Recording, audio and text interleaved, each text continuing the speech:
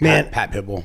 Ige's boxing looked really good in round 2. Is this still round 1 right now? Or are we watching round 2? This is round. Good. We fast forwarded round 1. It was boring. Okay, so round 2, man. Ige's boxing looked great. Like putting in great combos, getting the better shots. Pretty much the only one that was really landing. But then for whatever reason, he got enticed by the crowd. The crowd started booing because it was like too slow, and so then he got overly aggressive. Great sprint cross by Ige. If he would have just kept doing what he was doing in round 2, he would have continued to win the fight. But then he got overly aggressive because the crowd was booing, and he got caught with the right hand on the way in, and it dictated the whole second round. How would you handle that if you in a fight and you know your game plan? This guy's really tough, and you just scoring points and stuff, and the crowd started booing. How would you handle that? I don't know, man.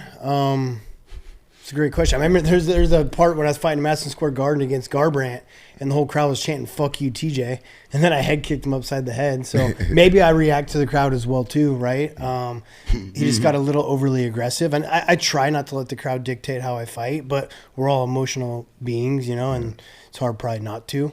He's 50K Ige. He's a very entertaining fighter, so he probably heard those boos and just wanted to go after it. Yeah. But if he would have stuck to what he was doing, he would have won round 2 and he would have won the fight. Yeah, I probably would have reacted like Ige because, I always wanted to excite the crowd. So if I was getting booed in a fight, that would kill me. Yeah. That would kill me. Yeah.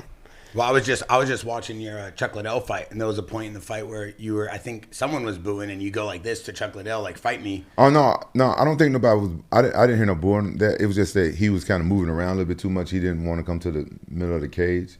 I figured since I beat him before in Pride that he would want to like take the fight to me and stuff. So I was like, come on, let's fight in the middle. He was moving around a little bit too much. Is that sometimes, obviously we know that's like a fighter kind of baiting you into coming into their little trap and setting you up, but is that sometimes dangerous for a fighter, the guy who's actually like calling the fight? Like, should you be doing that, or should you just be focused on the fight? Like, we see a lot of fighters do that now, like where they're trying to like bait the fighter into fighting, and then people are going to say, well, the fight's boring. Of course he had to do that. But, like, should you be fighting to win? Like, is that dangerous for the fighter's career? Maybe your fight to win is calling them in because you're a better counter fighter, right? It depends on what your skills are. If you're someone that's, like, offensive and you use your feints and timing and footwork to set up punches, then probably not. But if you're, like, someone that's, like, for instance, Cody Garbrandt, he's really good at letting you come in and countering you.